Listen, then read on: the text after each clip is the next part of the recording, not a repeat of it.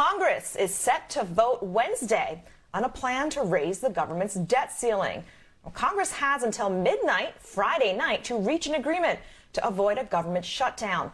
BNC's White House correspondent Aisha Mills has the latest on the negotiations. Congress is hustling to avert a government shutdown. Lawmakers must pass a measure to fund federal agencies by Friday at midnight, or the government will run out of cash. Nobody wants a government shutdown, especially when people are already having the challenges of living through a pandemic. The House is preparing to act first, aiming to hold a vote on a resolution as early as Wednesday. If the measure is approved, it will head to the Senate.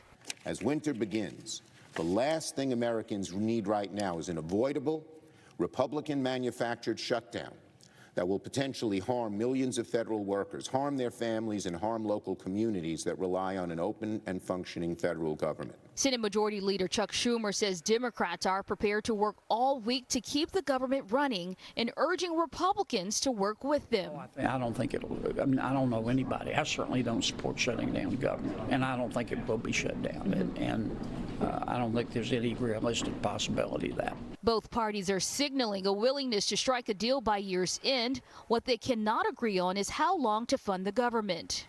Right now, I'd have to wait and see what is proposed. I do believe we should avert a government shutdown.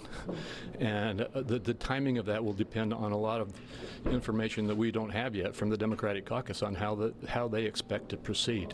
Democrats have proposed a stopgap bill through January, but Republicans are pushing a measure through March, arguing it will give members more time to work on a long-term budget deal.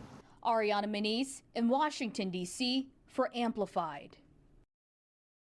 So Congress just returned from Thanksgiving recess, and in a couple of weeks there'll be a Christmas break, presumably through the new year. And they have a big old pile of deadlines in front of them.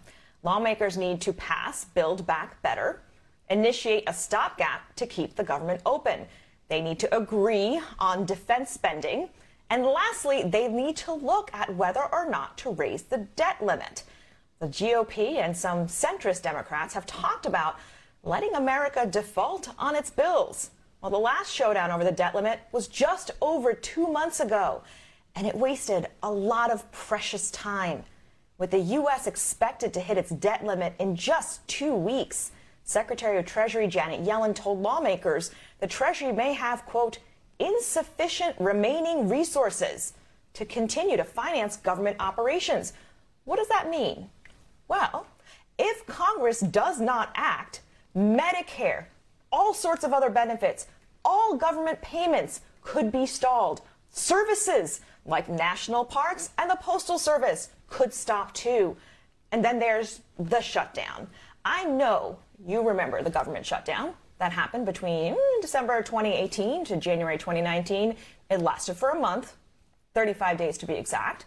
Trump held up everything trying to get his wall built. That shutdown cost us $11 billion. Another waste. And Build Back Better is supposed to pass by Christmas. We'll see all about that. All of this is just the way Congress operates. The brinkmanship, the stressing us out, the churn. All it does is continue to break down the public trust in government at a time when we need the system to work for us, to fix the social safety net, to hold police accountable, to protect our voting rights, to make sure our very democracy lasts for another generation. All of this is what President Biden and Senator Schumer have promised. We'll be watching.